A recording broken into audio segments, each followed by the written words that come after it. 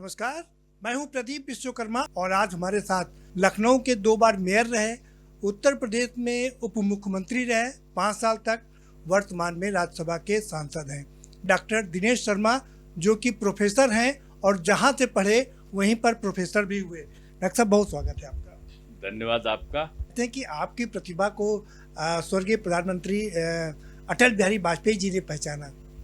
नहीं, देखिए, पूज्य अटल जी तो मेरे लिए पितृत्व भाव रखते थे और मेरे पूज्य पिताजी को माननीय अटल जी का सानिध्य प्राप्त था और पिताजी को भैया बोलते थे। तो बहुत करीब से देखने का, समझने का, उनका स्नेह प्राप्त करने का अवसर, उनके सभी चुनाव जो लखनऊ से लड़े गए उसमें एक महत्वपूर्ण भूमिका में सहभागिता का अवसर मुझे मिला है। आप जहाँ से पढ़े, जहाँ हम लोग इस समय बैठे हैं, लखनऊ एसटी का मैं भी प्रोडक्ट हूँ, आप भी प्रोडक्ट हैं, आपने जहाँ से पढ़ाई की वहीं प्रोफेसर बने, ये क्या अपने आप में एक बड़ा अचीवमेंट है? देखिए, मैं बचपन में तीसरे चौथे में रहा हूँगा, तीसरे में था या चौथे में मुझे ध्यान नहीं है। सामने गुप्ता परिवार रहते थे, तो उनके बच्चे एक हाई स्कूल में थे, एक इंटर में, और मैं उनकी किताबों को पढ़ा करता था। उनको जो होमवर्क मिलता था वो मुझे छोड़ जाते थे, मैं करता था, और मुझे गोदी में लेके गुरुजी करके घूमते थे। तो बचपन में मैंने अम्मा से पूछा अपनी कि अम्मा, ये गुरु क्या है? उनका बेटा सबसे बड़ा होता है।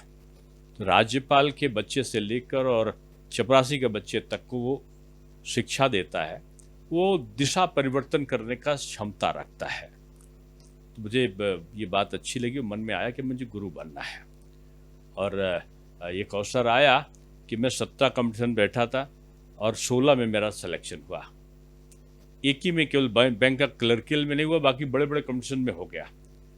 और मैं अपना एनओसी लेने डिपार्टमेंट जा रहा था, तब तक मेरे जो डीन थे प्रोफेसर के सक्सेना साहब, जिनके अंडर में मैंने पीएचडी भी करी, उनसे कुछ लोगों ने मिसबिहेव किया और मैं उनको बचाने के लिए दौड़ा। उन्होंने पूछा, बेटा लेक्चरर बनोगे? मैंने कहा, बिल्कुल, ये तो मेरे मन की बात कह दी।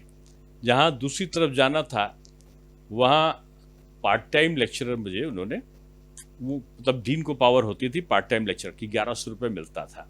आपने दोनों प्रधानमंत्री देखे, अटल बिहारी वाजपेयी जी को बड़े करीब से देखा, घर आते जाते थे आपके।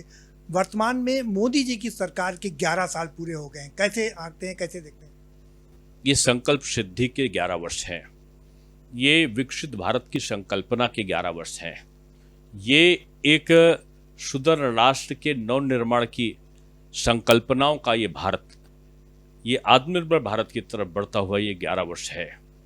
हमने उन टूटी फूटी सड़कों में एक एक, दो दो, चार चार, 5-5 घंटे केवल आती हुई बिजली वाले उत्तर प्रदेश को देखा है। सड़क में गड्ढा या गड्ढे में सड़क देखा है। मेरठ से अगर दिल्ली जाना हो तो 7 घंटे की यात्रा करते हुए भी देखा है। रास्तों में जाम, चारों तरफ अंधेरा, अपराध का वर्चस्व, खाने के लिए अमेरिका ऐसे देश से सड़ा हुआ गेहूं लाल रंग का मंगाने वाला भारत बना था। और अगर पोलियो हो, अगर किसी प्रकार का मलेरिया हो या कोई और बीमारी हो, तो 6-6 महीने बीमारी के बाद सैकड़ों हजारों लोग मर जाते थे। वैक्सीन मंगाने के लिए साल भर तक का इंतजार करना पड़ता था, तब तक यहाँ महामारी हो जाती थी। वही कोरोना में बदलते हुए भारत को मैंने मोदी के भारत को देखा है कि 120 देश हमारे आगे हाथ फैलाए थे। अमेरिका ऐसा राष्ट्र पैरासीटामॉल और तमाम दवाइयां भारतवर्ष से मंगाने के लिए गुहार लगा रहा था। ये वो भारत है जो अब पाकिस्तान से याचना नहीं होती। पाकिस्तान अगर हरकतें करता है तो वो जमाना नहीं है कि मुंबई में मारो, आके अजमल कसाब मारे, उसके साथ ही बिरयानी खा के भाग जाए, पता चला पाकिस्तान में, और हम उनका कुछ भी, एक छोटी सी फुलझड़ी भी उनकी तरफ ना छोड़े। वो समय भी हमने देखा है। और ये समय भी देखा है कि अगर पुलवामा में घटना हुई तो घुस के मारा, और अगर ये पहलगांव में घटना हुई तो पाकिस्तान के छक्के छुड़ा दिए, अमेरिका तक दहल उठा। तो ये भारत है, ये आज मोदी जी का ये नया युवा भारत है। इसमें हम छेड़ते नहीं, और छेड़ते हैं तो छोड़ते नहीं, कि संकल्पनाओं के साथ आगे बढ़े हैं। कॉमर्स के स्टूडेंट भी रहे हैं, कॉमर्स आप पढ़ाते भी हैं, कॉमर्स के प्रोफेसर हैं। भारत अब चौथी अर्थव्यवस्था बन गया है, इस अर्थव्यवस्था को कैसे देखते हैं? नहीं, देखिए, आश्चर्य तो उन लोगों को होना चाहिए जिनको मोदी जी की क्षमता के बारे में पता नहीं है। मैंने उनको मुख्यमंत्री के रूप में काम करते देखा। मैं उनके साथ में जब मोर्चों के प्रभारी थे भारतीय जनता पार्टी में राष्ट्रीय महासचिव के तौर पर, तो वो प्रभारी थे मोर्चों के और मैं प्रदेश का अध्यक्ष था। मैंने उनकी संगठन क्षमता को भी देखा है और मुख्यमंत्री के समय उनके निर्णयों को भी देखा था। तो प्रधानमंत्री बनेंगे तो भारत का आमूलचूल परिवर्तन होगा, इसमें मुझे कम से कम शंका नहीं थी। और वही हुआ जो हमने सोचा भी नहीं था। लोग उपहास उड़ाते थे जब हम लोग कहते राम लला हम आएंगे, मंदिर वही बनाएंगे, तो कहते थे तारीख नहीं बताएंगे। और तरह तरह की उल्हाना होता था, मन में एक अंतर्मन में कष्ट होता था, लेकिन विश्वास ये था कि मोदी जी है तो होगा जरूर, ये मैं सोचता था। और यही हुआ कि बोलते थे कि CAA पास हुआ तो पता चला कि भारत में दंगे हो जाएंगे, 370 आया तो कश्मीर पाकिस्तान में चला जाएगा। और बोलते थे कि अगर जो है ये घटनाएं घटी कि आपने वक्फ बोर्ड कानून लाया तो पता चलेगा कि यहाँ पर विभाजन, गृह युद्ध हो जाएगा। नहीं, जनता के लिए काम करना है, महिलाओं के लिए, सब महिला हिंदू हो मुस्लिम हो सबको समान अधिकार देना है। ट्रिपल तलाक भी खत्म किया। सब में विश्वास जागृत हो। 10-10 किलो राशन देते हैं, ये नहीं पूछते कि हिंदू हो कि मुसलमान हो। 140 करोड़ लोगों के लिए काम ये सरकार कर रही है।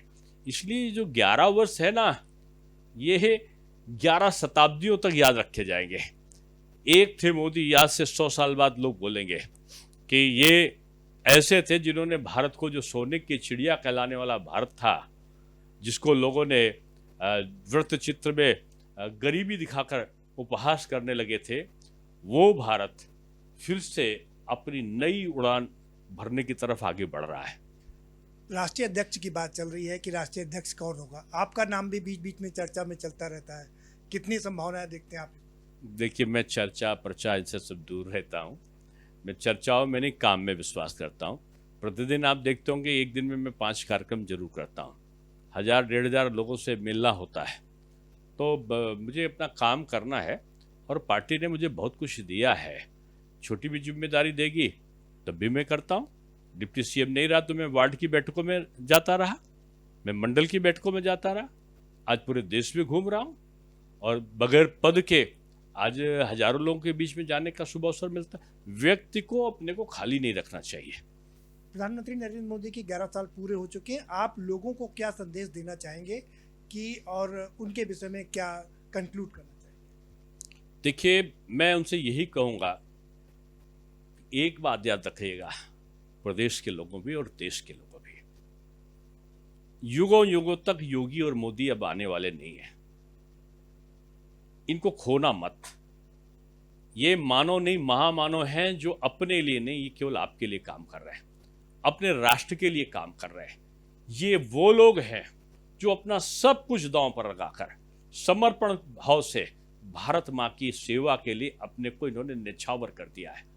बदल दी है दशा भारतवर्ष की, बदल दी है दशा उत्तर प्रदेश की। और गृह मंत्री ऐसा जो नेतृत्व करता अमित शाह जी का है, रक्षा मंत्री ऐसा जो नेतृत्व राजनाथ सिंह जी का है, गडकरी जी तो आज विकास के पर्याय बन गए। ऐसा सबल नेतृत्व मंत्रिमंडल ना केंद्र में है और ना योगी जी ऐसा नेतृत्व उत्तर प्रदेश में है।